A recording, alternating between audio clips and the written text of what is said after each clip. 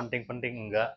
Dalam artian mungkin banyak dari teman-teman yang nyuci motor di Steam atau tempat cucian motor, tapi nggak sedikit juga kayak termasuk gua kalau lagi sempet ya biar ada kegiatan gue cuci motor aja sendiri, kebetulan alat-alat atau perlengkapannya ada, jadi ya sekalian buat sharing ke kalian semua. Oke, buat yang mau ngikutin video ini jangan lupa klik like dulu, subscribe kalau kalian belum, share ke teman-teman kalian. Informasinya sepele cuma mungkin penting buat yang lagi cari tahu. Oke, kita lanjut videonya.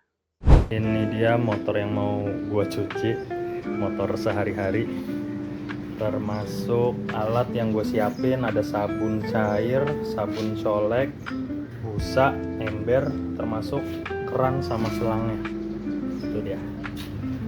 Gua juga ada ini guys, apa ya, sikat bulu atau sikat fleksibel ya, semacam itu dah, sama ember, sama tentunya air ya.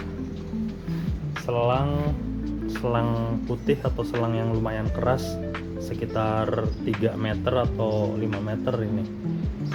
Itu emang kebetulan gua ada aja sih. Yaudah, kita mulai aja cuci si Vario. Gua lupa bawa remote-nya. Kita posisiin dulu biar enak. Jadi masih dalam rangka brutal konten, apa aja gua kontenin mungkin sampai 1 atau 2 bulan ke depan. Ya, hari ini kita bikin aja tips cuci motor Vario. Gua sharing selaan-selaan yang mungkin sering banget kelewat kalau kita nggak teliti atau banyak sampah. Ada duit. Jok motor juga udah kita kosongin. Si bensin biasanya daerah sini juga nih, kalau sempet biasanya sesekali gue buka biar debunya nggak tebel-tebel amat. Terus juga daerah kolong atau bawah udah pasti, daerah CVT termasuk di daerah mesin udah pasti tuh. Nah, airnya coklat karena kehujanan dari kemarin. Belakang spakbor juga nggak luput dari selang-selang kotoran, apalagi di daerah sekitar sini nih. Kadang susah juga dijangkau. Nah, gue pakai semacam apa tuh, kemoceng kasar ya, semacam itulah. Paling banyak sih PR-nya tuh biasanya daerah sini nih, daerah selaan-selaan situ. Cuma kalau ada kain biasanya di sela-selain. Bagian depan juga nggak kalah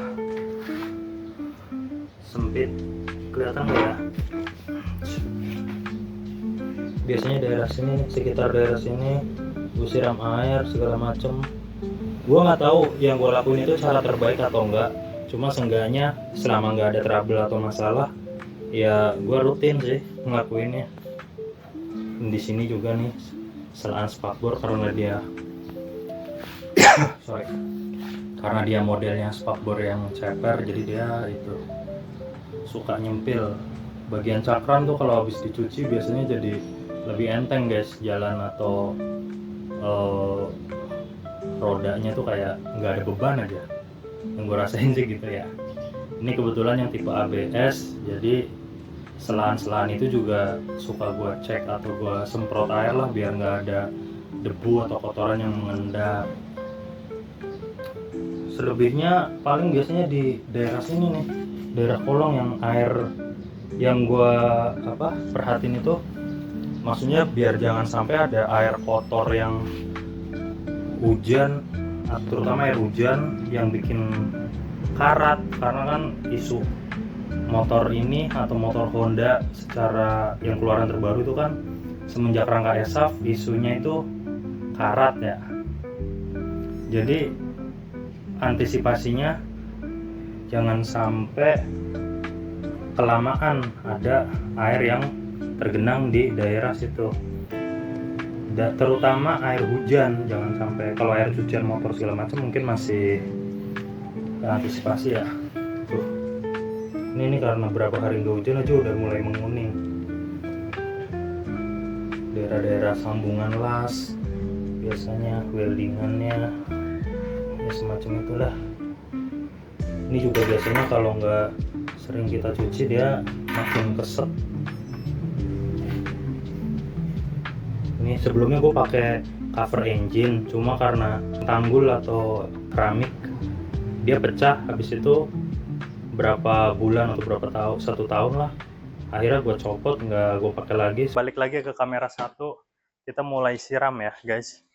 Jadi pertama biasanya gue basahin dulu body termasuk selaannya, biar kotorannya itu kayak melar atau lebih gampang kebasuh, entah pakai tangan secara langsung atau sekedar air sabun doang. Kan gua juga nggak bisa menjangkau semua titik-titik kotor ya, alhasil kita ngandelin air sabun doang kadang, atau sekedar semprotan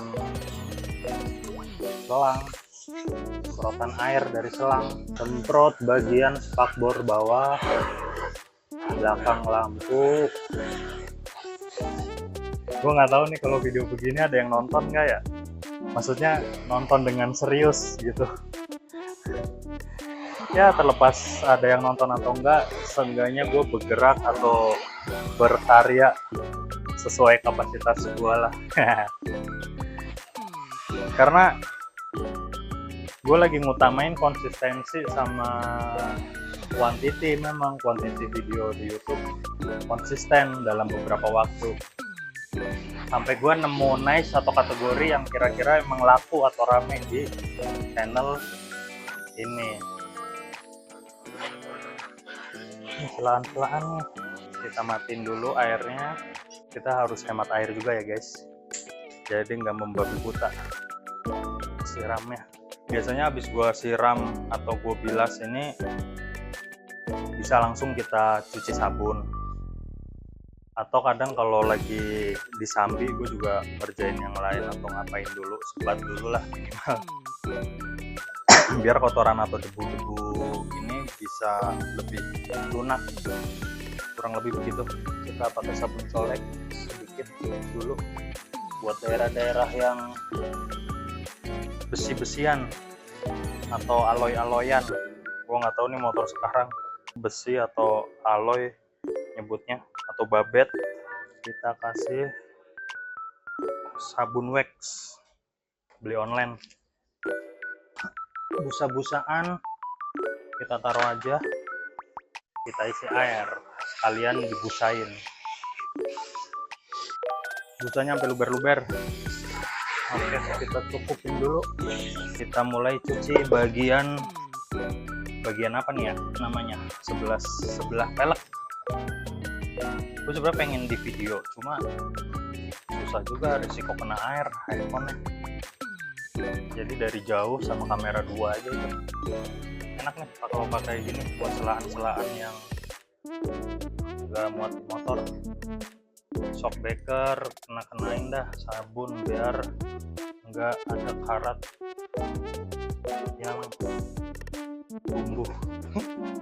Karat emang tumbuh kayak. Ini babet-babetan ini juga aduh. Di CVT sama filter udara juga sering luput nih guys, buat cucian atau buat sentuhan gosokan, karena biasanya cuma kesiram air. Nah, kita pakai busa kecil buat di belakang box CVT. Bagian belakang ini kan kalau dari sebelah kanan dia nggak kejangkau, kalau dari sebelah kiri bisa kita rogoh-rogoh lah.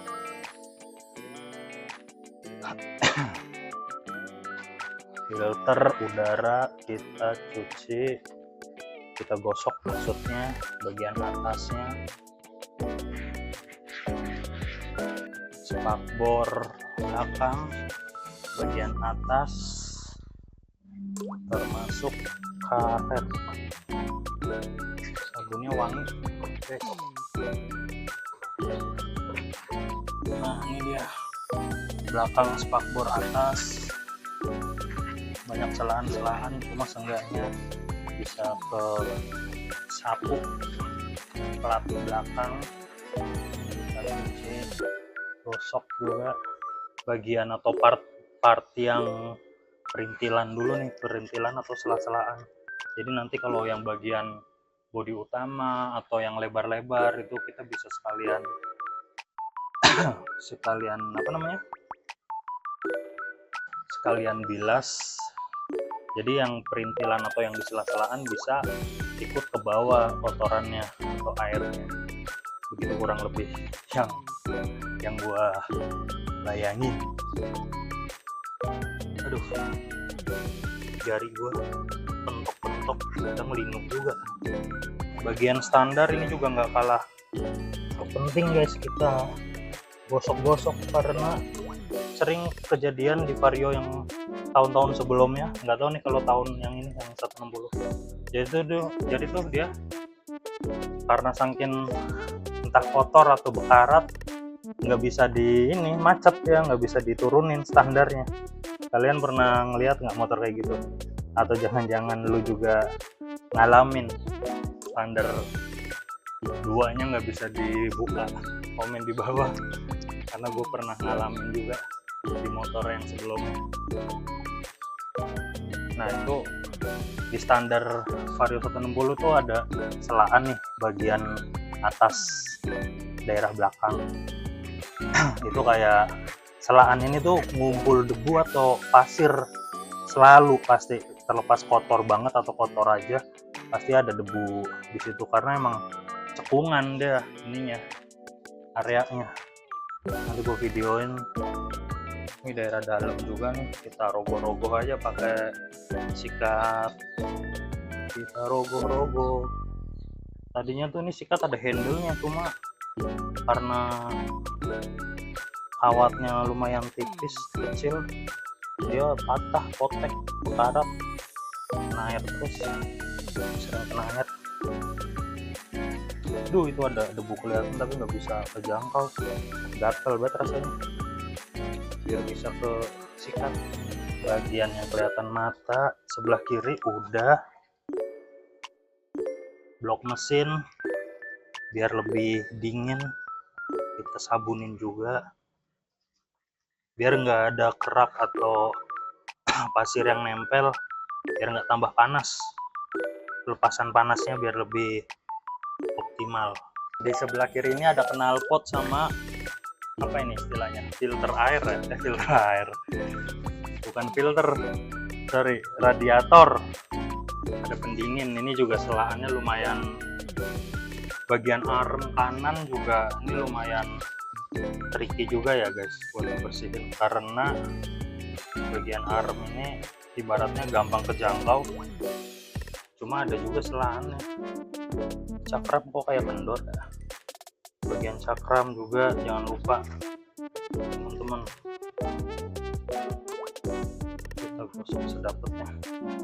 Wah, kayaknya mau hujan lagi nih. Nggak apa-apa sih, aku malam juga nggak kemana-mana, emang motor dipakai buat besok pagi. Jadi hujan gak hujan kita sempetin nyuci. Aku masih ngerogoh arem nih guys. Tutup oli kadang di sela-selaan, tutup oli juga ada aja pasir atau debu di situ yang bersarang. Belakang plat nomor,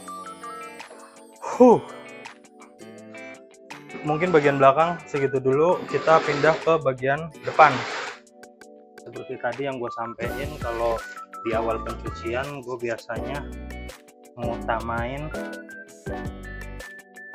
ngegosok bagian sempit yang perintilannya dulu, terutama yang berbahan besi, karena gue pakai sabun colek kan. Emang di sini yang kotorannya emang lebih membandel. Putar, kita sogok-sogok lagi pakai ini di daerah-daerah yang nggak kejangkau jari-jari manusia. Gue nggak tahu nih ABS ini sesensitif apa sama air atau goncangan, tapi selama ini sih kayaknya nggak pernah ada trouble. Jadi sesekali kadang gue suka ngetes ABS-nya masih fungsi apa enggak sih. Takutnya kan pas kita lagi ada di keadaan darurat beneran, kita rem dengan dadakan atau rem full power, malah nggak berfungsi. Nah, gue ngerinya begitu, karena kalau ngandelin indikator doang kayak yakin nggak yakin nih, maksudnya kalau buat rusak atau enggaknya. Biasanya gue kalau lagi di jalan kosong atau jalan yang kondusif atau di polisi tidur, itu gue rem di rem kencang atau rem full power. Nah kalau dia ada suara ces atau semacam, ya berasa lah ABS-nya itu kayak nggak ngecengkrem, kayak ngelos gitu, ngelos tapi masih ngegigitnya, jadi emang nggak sampai munci. Itu berarti masih normal nih barang. Kalau misalkan ABS-nya bermasalah, cepet-cepet deh kita bawa ke bengkel langganan atau bengkel resmi buat dikonsultasiin.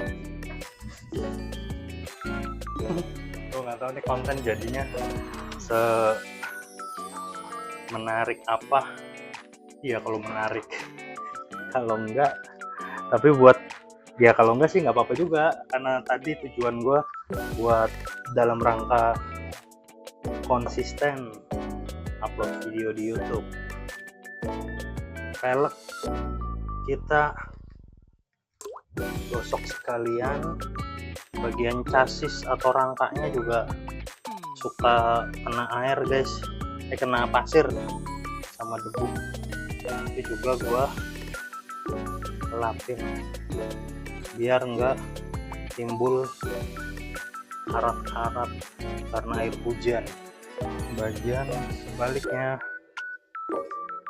kita rogoh-rogoh lagi biar kena air seger. Ini bodi bawah yang putih. Nih yang nyebelin tuh kalau di selaan-selaan bodi ini nih guys, kita pakai busa nggak langsung kena, kita pakai ini coba, cuma kan nggak, kalau nggak sempet amat kita kagak nyikatin bagian itu ya. Memang begitu, dia pada ngumpulnya di situ bagian kolong. Kita selepetin tuh, udah banyak klip yang copot dan hilang karena buat tempur sehari-hari nih motor. Nanti kalau sempet gue pengen beli clip set buat ngebenerin atau apa ini istilahnya nih ya, ngerapihin bagian-bagian yang udah copot. Nah setelah selaan udah kita pegang atau kita raba-raba, sekarang bagian yang besar-besarnya. Nah ini selaan handle rem itu juga berasa banget ketika lagi kotor sama bersih, itu kayak enak gitu, ngeremnya kayak nggak ada hambatan. Cuma kalau pas lagi kotor mungkin rasanya biasa, cuma emang baru berasa ketika posisi baru dicuci.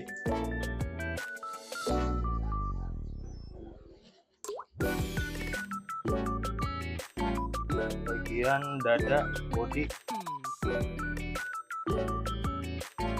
Nah biasanya gue habis ngebersihin sela-selaan itu kita ganti air atau ganti sabun guys, karena dia ikut kotor juga kan, dibanding pakai sabun pakai yang udah kotor. Enaknya sih ganti air lagi atau ganti sabun nambah buat di bagian-bagian ini, jadi tetap bersih air atau sabunnya. Oh, ada duit guys buat parkir.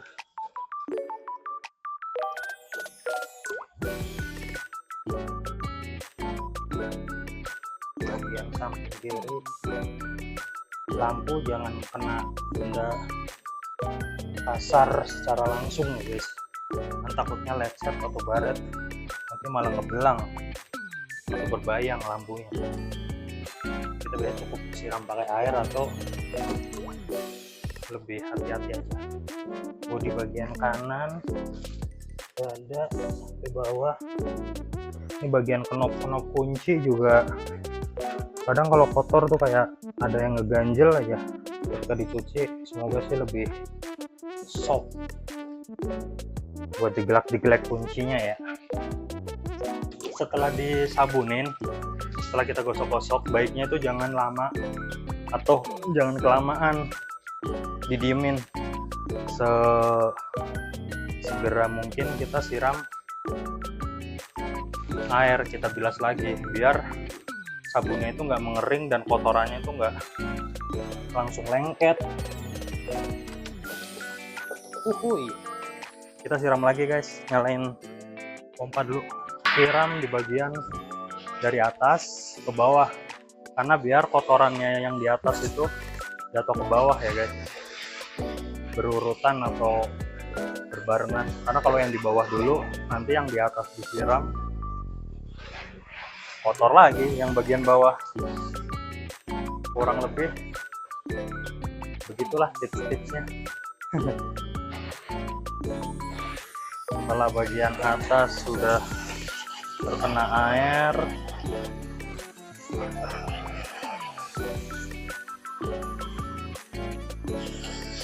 sela-selaannya paling enak tuh nyuci pakai steam ya guys. Kebetulan steam gue jadi lagi rusak, jadi kita pakai selang biasa dari pompa air langsung. Bagian kolong roda juga sambil kita putar, sambil kita siram. Tuh debunya, pasirnya udah pada turun ke bawah.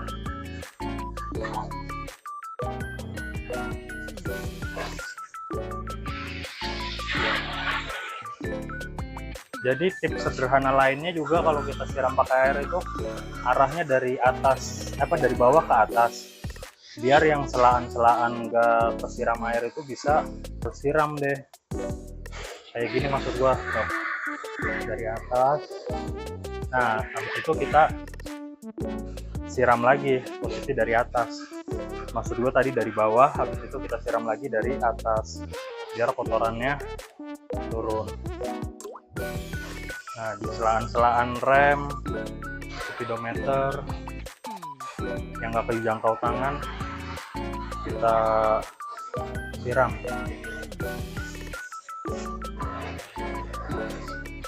Ini bagian lampu biasanya gue dari jauh, sama kolongnya deh tuh, masuk kolong spakbor yang udah kita sabunin tadi, kita siram. Cakram-cakram ABS jangan lupa masuk velg.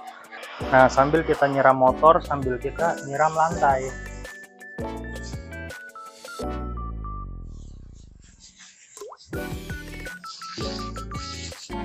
Kalau udah main air tuh kayak kentang gitu ya, mau bawaannya tuh pengen nyiram lagi.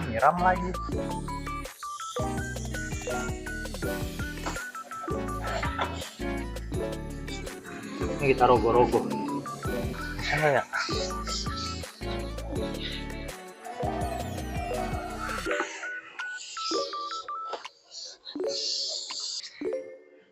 Kayaknya siram-siramnya cukup. Biasanya setelah dicuci gue juga sempetin buat miringin dulu nih, biar air-air yang kejebak di satu sisi bisa turun dengan mudah. Ya, lanjut lagi teman-teman. Setelah kita cuci, sabunin, dan bilas, udah gitu kita miringin, lanjut kita lapin biar nggak ada bintik-bintik air. Sambil kita panasin biar air-air di daerah mesin atau daerah dalam bisa menguap. Apalagi terutama yang di daerah kaca nih, biar kacanya tetap bening maksimal. Gua ngelapnya pakai microfiber. Kalau ngelap sih gue biasanya sekenanya atau sekelihatan di mata aja sih, karena kalau ngelap-ngelap gue kurang semangat guys, lebih semangat mainan airnya. Jadi ya melengkapi aja nih kita lap.